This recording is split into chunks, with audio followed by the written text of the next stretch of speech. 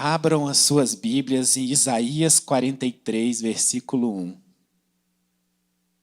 Quem for encontrando vai se colocando de pé. Isaías 43, versículo 1.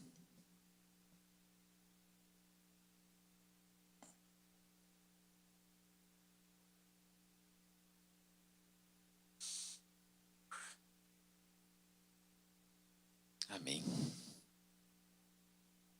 Se você tiver sem Bíblia, fica do lado de alguém que tem, para você poder ler com ele. E diz assim a palavra do Senhor. Mas agora assim diz o Senhor que te criou, ó Jacó, que te formou, ó Israel. Não temas, porque eu te remi. Chamei-te pelo teu nome, tu és meu.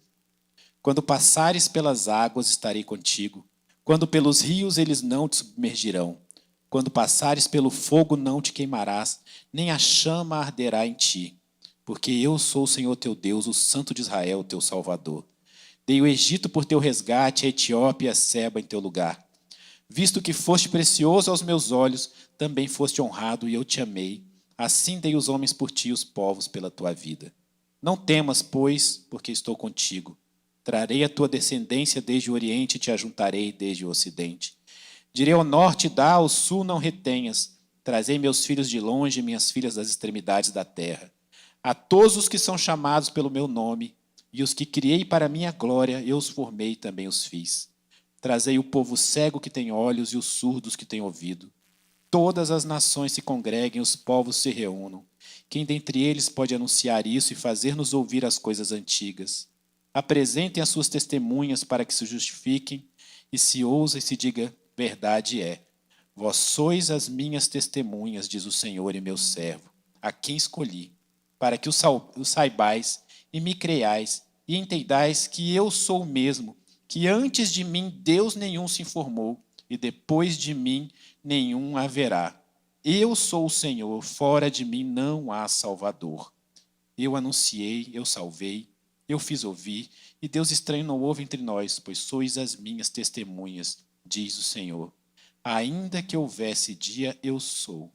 Ainda antes que houvesse dia, eu sou. E ninguém há que possa escapar das minhas mãos. Agindo eu, quem impedirá? Pode se sentar, irmãos. Eu quero primeiro contextualizar você onde é que Isaías falou sobre isso, para depois falar como isso tem a ver com a nossa vida no dia de hoje, né? Antes eu quero te dizer que se um dia você quiser ler qualquer coisa que seja ainda mais poderosa, abre Isaías, porque o livro de Isaías é impressionante. Isaías foi um profeta muito usado por Deus para falar muita coisa, para falar sobre o que havia acontecido, sobre o que havia de acontecer, sobre as promessas que viriam muito depois, sobre a salvação do povo de Deus, sobre a libertação do povo de Deus da Babilônia, sobre a vinda de Jesus Cristo, sobre a nossa salvação, sobre tanta coisa. Isaías é um livro muito poderoso.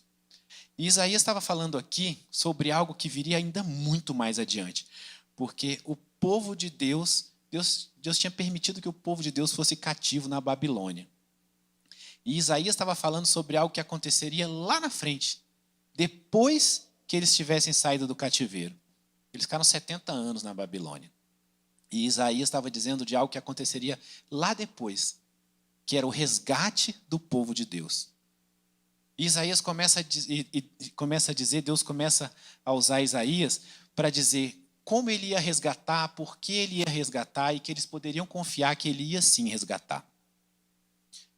Tem muito mais e eu te convido depois a ler o 43, o 44, o 45, porque vai muito adiante.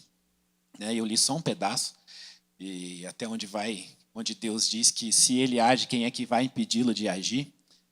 Mas eu poderia passar alguma outra passagem para vocês aqui, Isaías 45, por exemplo, ali quando vai no versículo 1, Deus começa o agir dele do resgate, né? E diz assim, olha, assim diz o Senhor a seu ungido, a Ciro, a quem toma pela mão direita para bater as nações diante da sua face, de cingir os lombos nos reis para abrir diante dele as portas, e as portas não se fecharão. Eu irei adiante de ti, eu endireitarei. E é interessante porque ele diz assim, que quando ele vai no versículo 4, ele fala por que ele está desfazendo tudo aquilo por meio de Ciro, que não é por amor de Ciro, né? Que ele diz assim, por amor de meu servo Jacó e de Israel, meu eleito, eu te chamei pelo nome, pus o seu sobrenome, ainda que não me conhecesses, né? Ciro não era um servo de Deus, né? E quando a gente está ali em Isaías 43, que a gente leu agora, Deus está dizendo assim, eu sou o Senhor teu Deus, Santo de Israel, dei o Egito por teu resgate. É interessante isso, porque Deus está dizendo o seguinte, que ele permitiu que para o resgate do povo na Babilônia, que aquele povo que estava resgatando eles pudesse tomar o Egito, né? O Senhor deu uma outra terra em favor do povo de Deus, né? E eu quero falar um pouco com você sobre as coisas que Deus está falando ali em Isaías 43, porque cada uma delas é muito profunda e tem muito a dizer sobre nós. Quando começa falando, eu sou o Deus que te criou, ó Jacó, e que te formou, ó Israel, é interessante porque Deus nos nomeia, né? E Deus nos renomeia. Foi Deus que deu o nome de Israel, né? Em determinado momento, Deus disse, agora você se chama Israel. Agora você é Israel. Quando você nomeia algo, primeiro, que aquilo te denota posse, é algo teu. É como se Deus estivesse dizendo assim, você é meu, Israel. Você é meu, sabe? E muitas vezes a gente fala, é porque ele é o meu Deus. Ele é o seu Deus, sim, mas você é o povo dele. Que é muito mais poderoso do que ele ser o seu Deus, sabe? Você é o povo dele. Ele tem você. Ele tem você. E quando ele tem você, ele não vai deixar que nada aconteça a você. E ele vai cuidar de cada um dos seus passos. E ele vai cuidar de tudo aquilo que está relacionado a você. Então, ele está falando sobre a posse, sobre a intimidade, porque você só chama alguém pelo nome quando você é muito íntimo daquela pessoa. Ele está dizendo, eu te criei, mas eu te nomeei, e você é meu.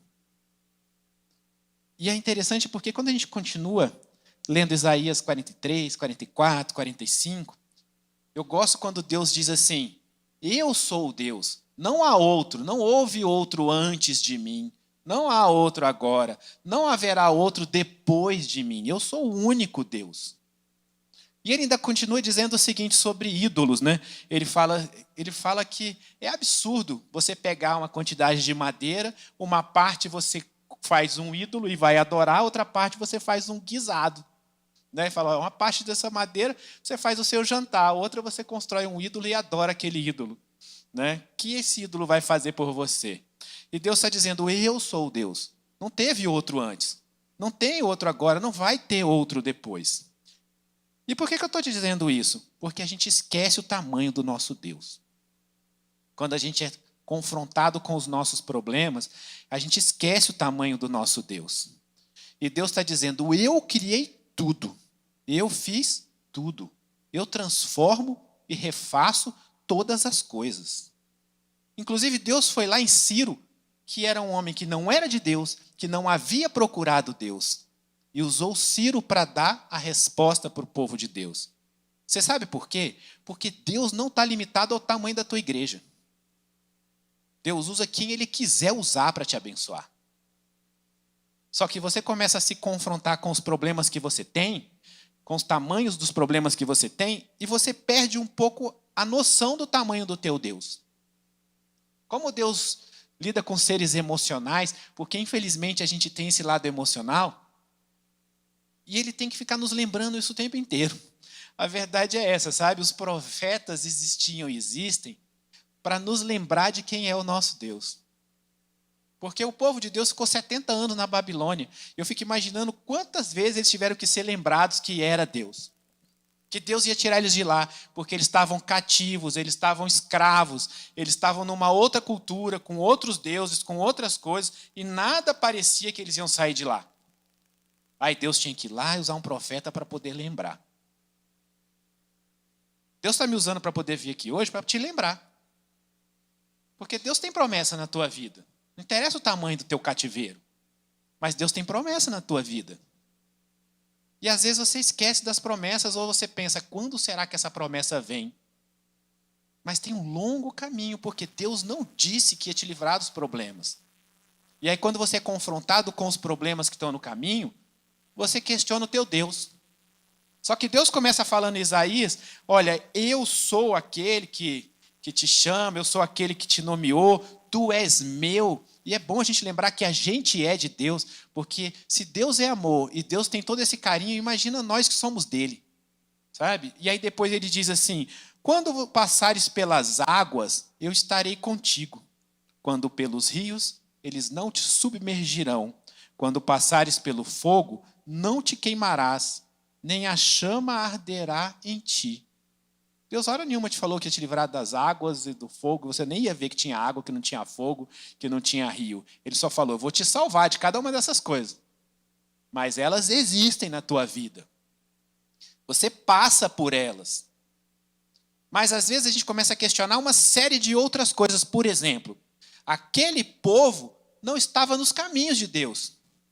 Mas se você é de Deus e Deus te ama mesmo antes de você ter pedido perdão. Porque quando Jesus se sacrificou por você, você não estava nem aqui ainda. Ele se sacrificou por você muito antes, lá atrás. Só que ele redime quando a gente se arrepende. Quando a gente se arrepende em Cristo. Deus tem um poder de fazer tudo isso. Ele só quer que você queira e que você se redima. Ele estava trabalhando aquele povo. E é interessante que quando ele fala aqui, eles chamam de segundo êxodo, né? Por que esse segundo êxodo? Porque é isso, né? É trazer o povo de Deus de uma outra terra, trazer de volta para a terra de Deus, juntá-los de novo, eles estarem de novo ali na casa de Deus, estarem na terra do Senhor, na terra santa, debaixo do Senhor. E foi como eles fizeram com Moisés também, que Moisés foi lá e trouxe o povo de Deus do Egito. Mas sabe quanto tempo aquele povo levou para chegar na terra prometida? 40 anos. Você sabe por quê? Uma coisa que muitos de vocês já ouviram na igreja. Não adianta você sair do Egito se o Egito não sair de você. Não adianta. Não adianta você sair da Babilônia se a Babilônia não sair de você. E aí vai levar o tempo que for necessário para você poder fazer esse trabalho de volta. Deus gostaria que fosse no dia seguinte. Mas no seu íntimo você não gostaria que fosse no dia seguinte, porque você não faz o trabalho de volta. Que Deus está lá por você, mas você não está lá por Deus. Quando a gente estava louvando aqui, Deus tocou no meu coração que tem uma pessoa aqui que precisa muito desse resgate, uma pessoa que estava com o coração ferido. E fazia tempo que não procurava Deus e que Deus mandou dizer que está com saudade de você. E que Ele olha para cada um de nós e Ele está com saudade de você. Porque Deus tem saudade do que é dele. Porque nós somos dele, ele tem saudade de cada um de nós. Ele quer que a gente esteja com ele. É um processo a gente poder ser liberto, ser salvo dessas coisas todas, sabe? E a gente precisa entender algumas coisas. Primeiro, Deus falou, não tema. Não tema. E olha, eu sei que não é fácil. As pessoas são mais próximas de mim da Tati, sabe que ontem a gente teve um dia muito difícil, muito difícil. Eu estava preocupado da gente sofrer burnout ontem, que é quando uma pessoa tá trabalhando tanto que a pessoa ela pifa. Resumidamente é isso, sabe? O trabalho está tão puxado, as nossas coisas estão tão puxadas, está tudo tão difícil e tal. Ontem eu estava muito preocupado, sabe? Porque quando esse momento vem, às vezes você deixa as emoções tomarem conta. E a gente viveu um momento muito raro, porque, em geral, quando você está na igreja, você está passando por alguma tribulação e o outro irmão te dá a mão. E quando a gente está em casal, Deus é tão bom comigo e com a Tati, que quando um de nós dois está passando por algum problema, o outro está mais tranquilo. Quando um de nós dois se desespera, o outro está mais tranquilo. Foi só os dois estarem desesperados, parecia que não tinha solução para nada. E aí, de noite, as coisas estavam mais tranquilas, né? Mas porque você não enxerga, os problemas continuam os mesmos de ontem, tá? A gente não chegou do outro lado, mas a gente começa a enxergar o plano de Deus. E às vezes você precisa passar por isso, porque Deus fala não tema o tempo inteiro na palavra dele. E ele fala não tema porque ele criou todas as coisas. E como é que um Deus que criou todas as coisas pode ser menor do que o teu problema, pode ser menor do que a tua doença, pode ser menor do que o teu problema no trabalho, pode ser menor do que o teu problema na faculdade, do que o teu problema no relacionamento, do que o problema financeiro.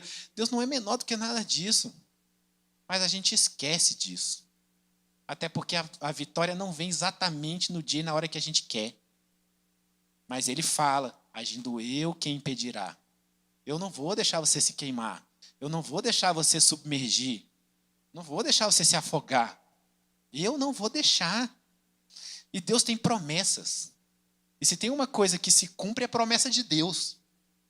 E se você já ouviu uma promessa de Deus para qualquer área da tua vida, essa promessa vai se cumprir, quer você queira ou não, inclusive. A promessa de Deus para se cumprir na sua vida não depende de você. Não depende de você querer. Ela depende de Deus querer. E se Deus prometeu, Ele vai fazer. E se para Ele fazer, Ele precisa transformar você, Ele vai transformar você. Se Deus precisa mudar o teu coração para receber a promessa que Ele fez, Ele vai mudar o teu coração. Se Ele precisa te mudar de cidade, se Ele precisa te mudar de emprego, Ele vai mudar. Porque a promessa de Deus vai se cumprir. A diferença é que vai doer pouco ou muito. Se a gente estiver caminhando na direção que Ele quer, dói pouco. Se a gente for contra Ele, dói muito. Mas aí é você que escolhe. Mas Deus tem promessa. E Deus tinha promessa de fazer aquele povo o povo de Deus. Deus prometeu. Deus prometeu para Abraão. Deus não ia deixar de cumprir. Mas eles precisavam fazer o caminho da volta. Porque povo de Deus que se preza, segue a Deus. Faz as coisas de Deus. Está nos caminhos de Deus. Ajuda o próximo. Fala de Deus para os outros. Não é um povo de Deus igual eles estavam lá. Então não adianta. O povo de Deus tem que agir como o povo de Deus. E Deus tinha que transformar aquele povo. Ia levar 70 anos? Ia. Mas Deus ia cumprir a promessa dele. E as promessas de Deus se cumprem. E uma das coisas pelas quais a gente não precisa se preocupar, não é só pelas promessas de Deus, é pelo amor de Deus. Porque é isso que Deus fala. É o amor dele. Ó, Isaías 43, 3 e 4, diz assim, ó, eu sou o Senhor teu Deus, o teu Salvador. Eu dei o Egito por teu resgate. Ele deu um povo em resgate da nação do outro povo. E ele diz assim, visto que foste precioso aos meus olhos, também foste honrado, e eu te amei. Assim dei os homens por ti e os povos pela tua vida. Se nós somos amados de Deus, por que a gente precisa ter esse medo? Nós somos povo de Deus. Ele continua dizendo que foi Ele que criou, que Ele ama, que nós somos o povo dEle e que foi Ele que criou. E aí ele fala assim, ó, trazei os cegos que veem e os surdos que escutam. Sabe o que ele está dizendo? Isaías fala o tempo inteiro sobre o mundo físico e sobre o mundo espiritual. Essa é uma das coisas mais incríveis de Isaías. Porque ele está o tempo inteiro falando sobre libertação do cativeiro físico, mas ele está falando de libertação espiritual. Ele está falando daquele momento, mas ele está falando de quando Cristo vem. E ele está falando do cego que tem olhos e que enxerga, e do surdo que tem ouvido e escuta. Como isso? É porque é uma cegueira espiritual. E não existe libertação de cativeiro sem libertação espiritual. Não existe vitória na tua vida completa que não venha acompanhada de uma vitória espiritual. Não existe. Você pode receber um refrigério, um tropeço menor, uma coisa que te resolve um pouco naquela hora, mas vitória, libertação física, só quando vier espiritual. E aí tem um monte de coisa na tua alma que você precisa livrar para você conseguir passar por esse processo. Posso te falar alguns, por exemplo. A gente sabe que quando uma pessoa tem uma relação sexual com outra pessoa, a alma daquelas duas pessoas se conecta. Você não sabe nem o tipo de lixo que você está trazendo para a tua alma quando você faz isso. Você não tem noção. Ou quando você comete determinados pecados, pedaços da sua alma ficam aprisionados. Um pedaço aqui, um pedaço lá, um pedaço está aprisionado na bebida, um pedaço está aprisionado na pornografia, um outro pedaço está aprisionado nas drogas, outro pedaço está aprisionado nas mentiras. E aí Deus diz o seguinte, eu dou ordens para te resgatar. Eu falo para o norte, manda de volta. Eu falo para o sul, solta. Eu falo para o leste, libera e junta aqui. Ele fala para cada pedaço da sua alma para se recompor. Não existe libertação de cativeiro que seja só física. Aquele povo precisava de uma libertação espiritual. Eles precisavam voltar a enxergar, escutar e falar com os olhos, os ouvidos, a boca espirituais. E você sabe o que eu estou falando. Porque cada um de nós é um ser que é corpo, alma e espírito. E você precisa tratar o teu espírito. Precisa desenvolver o teu espírito. Precisa libertar o teu espírito. Você precisa se arrepender. Existem coisas que só são libertas com arrependimento. Com jejum, com oração, mas com arrependimento profundo, com uma entrega a Deus. É libertação das suas iniquidades, dos seus pecados. Deus diz, agindo eu, quem impedirá? Mas eu quero que você faça isso, isso e aquilo outro. E é o que Deus está falando. Eu dou ordem para resgatar. Eu estou aqui, não temas contra o teu pecado. Mas o cego precisa voltar a enxergar. O surdo precisa voltar a escutar. Quantas vezes Deus te fala para não fazer e você faz? Quantas vezes Deus toca no teu coração que não é para ir e você vai? Significa que você não está ouvindo com o seu ouvido espiritual. Ou que você se finge de cego para um determinado pecado, para uma determinada coisa que incomoda o Senhor. Você está fechando os teus olhos espirituais. Porque no fundo você sabe que aquilo não é de Deus. Mas você vai lá, faz, se suja e espera ser liberto do cativeiro. E não é assim. E Deus tem libertação. Deus libertou o povo dele, mas você quer esperar 70 anos? Você quer passar 40 anos no deserto? Até se libertar e se purificar? Até tirar o Egito de dentro de você? Aquele povo passou 40 anos reclamando do que tinha no Egito, ao invés de olhar do que tinha para frente. E Deus tinha maná para eles comerem, e Deus fazia brotar água da pedra, e Deus botava nuvem para protegê-los do sol, e Deus botava coluna de fogo para mostrar o caminho, e eles reclamavam, ai, mas no Egito a gente comia de tal jeito. Ai, no Egito a gente bebia de tal jeito. Para de reclamar do que ficou para trás. Porque o que Deus tem para você é novo para frente. E não necessariamente Deus vai restituir o que você perdeu. Deus, ele restitui se ele quiser. Mas ele pode te recompensar. Que é dar outra coisa, melhor do que aquilo, inclusive. Não, Deus não é só um Deus de restituição. Deus é um Deus que reescreve. Ele escreve o teu nome no livro da vida. Ele te dá outra vida. Você é outra pessoa. Seus sentimentos são outros, seus pensamentos são outros. Por que a sua vitória tem que estar ligada a alguma coisa que estava no passado?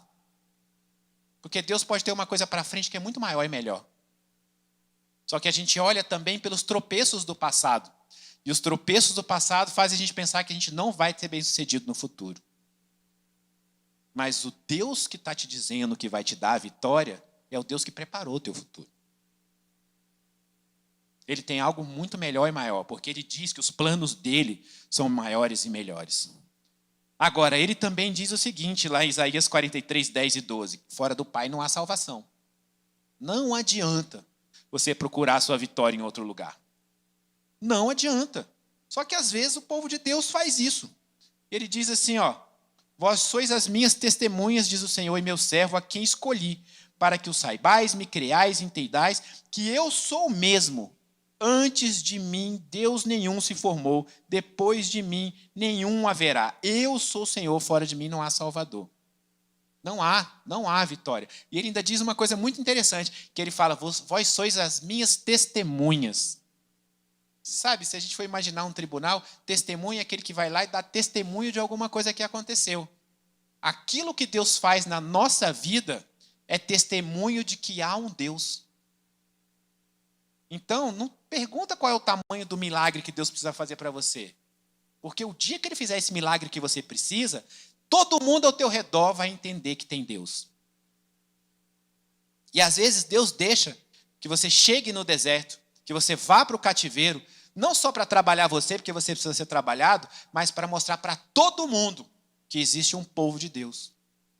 Que existe um servo do Senhor, que existe uma serva do Senhor. Porque as pessoas vão olhar e falar assim, isso era impossível para o Bruno. Isso era impossível para a Tati, era impossível para o Leonardo. Mas para Deus não era impossível. A pessoa vai falar, é só Deus mesmo. Porque ele nunca ia conseguir fazer isso. Porque ele nunca ia conseguir se livrar de determinado problema. Porque nunca ia conseguir ter uma solução para isso. Não ia mesmo. Eu conheço inúmeras pessoas que só acreditam em Deus porque já viram os milagres que Deus fez na minha vida. Ah, porque eu sou melhor do que os outros? De jeito nenhum. Não sou mesmo. Deus já fez um monte na tua também. Eu tenho certeza que tem gente que só acredita em Deus por causa dos milagres que Deus fez na tua vida. Ele fala, fora de mim não há outro. Mas ele também diz, vós sois minhas testemunhas. Não pensa no tamanho do teu problema, pensa no tamanho que vai ser o seu testemunho na hora que Deus trouxer a vitória. Quando Deus resgatar um casamento que parecia perdido, quando Deus trouxer um filho que está lá na boca de fumo, quando Deus resgatar uma vida financeira que parecia destroçada em dívida, quando Deus curar alguma coisa que parecia sem cura para o mundo. Olha o tamanho do teu testemunho, porque é isso que Deus diz, vós sois minhas testemunhas. As pessoas vão olhar para você e elas vão entender que fora de Deus não há outro Deus. E que essas coisas só são alcançadas com Deus. E ele continua dizendo o seguinte, ele tem libertação. Aquele povo estava completamente errado. Mas Deus estava dizendo, eu tenho um plano de libertação para você lá na frente. Então para de olhar para o teu pecado e pensar, eu não sou digno de Deus. Porque todos somos dignos de Deus se a gente se arrepende do pecado. Olha para o seu pecado para se arrepender de uma vez por todas. E entrega para Deus e ficou para trás. Não interessa quem você era e o que você fez. Só interessa quem você é e o que você vai fazer.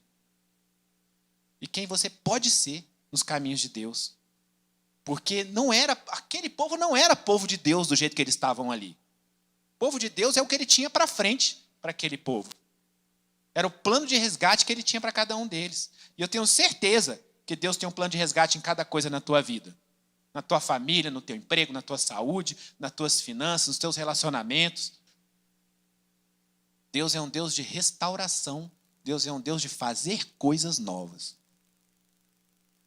Ele fez novo. 70 anos depois, ele foi lá e usou um cara que nem era do povo de Deus para poder libertar aquele povo. Não interessa como Deus vai usar. Qual é o Ciro que ele vai usar na tua vida? Não interessa. Porque o importante não é quem ele vai usar e como ele vai fazer. Isso é o de menos. O importante é o plano que Deus tem para resgatar a tua vida. Agindo eu, quem impedirá? Mas ele quer que você esteja com ele, para que ele possa agir. Ele tem um plano de resgate. Você vai decidir se esse plano de resgate é curto ou é longo. Essa é a sua decisão. Porque se Deus tem um plano de resgate na tua vida, meu irmão, minha irmã, ele vai fazer. Agora, pensa naquela vitória que você está esperando de Deus e não veio. Para algumas pessoas levou 90 anos. Para outras levou 70, para outras levou 40. Será que para você vai levar esse tempo todo? Não, vai levar o tempo de Deus. É só isso que você precisa entender. Se o tempo de Deus for 2 anos, que seja 2 anos, que você não seja um empecilho para o plano de Deus realizar na tua vida. Só não seja um empecilho, porque aí o resto do tempo que vai levar não é demorar, porque as coisas de Deus são perfeitas. Elas chegam na hora certa. Eu sei que tem vitórias que Deus me deu hoje, que se tivesse me dado há 5 anos atrás, seria outro Bruno, com outro tipo de reação com relação à vitória, com um monte de outras coisas. Então elas não vieram na hora errada. Elas vieram na hora certa. Mas o teu Deus diz, eu criei todas as coisas. Eu estou do teu lado. Não temas, agindo eu, quem impedirá? Eu tenho um plano de resgate. Isaías é lindo com relação a isso. E o plano de resgate é de corpo, alma e espírito. Então, deixa de ser cego espiritual. Deixa de ser surdo espiritual. Só deixa Deus fazer essa transformação na tua vida, porque Ele tem uma vitória muito grande para você. Quando Deus preparou para eu trazer essa palavra hoje, eu já sabia que ela era uma palavra de reconstrução muito forte. Mas na hora que o grupo de louvor estava louvando aqui, eu tive certeza. Porque eu senti o poder do Espírito Santo muito forte aqui, eu estou arrepiado até agora. Deus tem um resgate de alguma coisa muito perdida na tua vida. Alguma coisa que parecia muito perdida. E é isso que eu sinto no meu coração muito forte. Algo que aos olhos do mundo parece completamente perdido. Que parece que não tem jeito. Que não há forma daquilo se resolver. Mas para o nosso Deus não existe não há forma de resolver. Não existe isso para o nosso Deus. Cada um de vocês que está aqui hoje, cada um que está em casa assistindo, não chegou aqui por acaso. Porque Deus tem uma reconstrução profunda para fazer. E eu vejo que tem gente aqui dentro, presencialmente, que tem uma reconstrução profunda da alma para fazer. Mas Deus está mandando dizer, eu vou te dar novo. Eu vou te dar uma alma nova, limpa, purificada. Sou eu que faço isso. Eu te trouxe aqui hoje para receber isso. Deus trouxe cada um de nós aqui para receber uma vitória muito profunda. Mas Ele quer essa profundidade de relacionamento. Ele quer que você procure ter um relacionamento tão profundo quanto a vitória que Ele tem para dar para você. E não é porque você precisa ser merecedor. É porque são dois presentes. É a vitória profunda e o relacionamento profundo. Porque o relacionamento profundo com Deus é um presente imenso. Que só quem tem sabe. Não se preocupa. Deus vai prover. Deus vai cuidar. A pastora hoje estava perguntando para mim sobre o que é a pregação. Eu falei, Deus proverá. Aí ela, qual que é? Eu falei, Deus proverá. Deus disse que vai prover, Deus proverá. Porque Deus disse, se eu agir, ninguém pode impedir. E eu sou o Deus que provê. Então, eu quero já finalizar essa palavra de hoje, só fazendo uma oração por você, mas eu queria que você fechasse seus olhos hoje e você pensasse naquilo que você está buscando há muito tempo. Porque eu sei que você está buscando uma coisa muito profunda em Deus. E o Senhor me mostra que hoje é dia de entregar. E eu sinto o Espírito Santo muito forte aqui. E Deus dizendo que Ele vai prover sim e que Ele vai agir. E eu estou emocionado porque eu sinto o quanto Deus está derramando as bênçãos dEle aqui. E eu quero que você tome posse disso. Que você entregue para o Senhor agora. Que você peça perdão a Deus pelas vezes que você duvidou dessa vitória. Porque nós somos humanos e a gente duvida sim às vezes. E às vezes a gente acha que essas vitórias não vêm porque elas estão demorando demais. A gente começa a achar que a gente não é merecedor, ou que a gente não entendeu a promessa de Deus, ou que Deus é capaz de fazer aquilo na vida do outro, mas não vai fazer na nossa, ou que Ele não tem aquele plano para a nossa vida. Pede perdão, porque o nosso Deus é maior do que isso tudo. E só entrega para Ele. Pai, eu quero te entregar agora, Senhor, a vida e o coração de cada pessoa que está aqui. Senhor, cada coração ferido, cada alma ferida. Desperta o espírito de cada um, Pai. Restaura cada fragmento da alma de cada pessoa aqui. Que o Senhor restitua a alma, Pai, limpa, purificada, nova, cheia de Ti. Restaura os corpos. Senhor, a mente. Que todas as mentes aqui sejam entregues a Ti. Que os nossos corações sejam trocados por um coração de Cristo. Que nós possamos viver a plenitude do relacionamento contigo. Que o Senhor derrame sobre cada um de nós a bênção que o Senhor planejou. Aqueles planos que o Senhor fez a nosso respeito. Pai, realiza. Realiza, Senhor, muda o que precisa ser mudado em cada um de nós para poder receber. Mas, Pai, muda corações, muda mentes. Vá ao encontro agora, Pai, daquela pessoa que precisa ser salva. Vá ao encontro, Senhor, daquela doença que precisa ser curada. Porque o Senhor diz na Tua palavra que Jesus levou sobre si as nossas enfermidades. Cuida dos nossos filhos, dos nossos pais, nossos irmãos, Senhor. Traz a salvação para cada um deles. Muda aquela mente, aquele coração. Pai, abre as portas financeiras, abre as portas profissionais. Senhor, restaura os casamentos. Que os casamentos que vão nascer a partir de agora, Senhor, pareçam outros.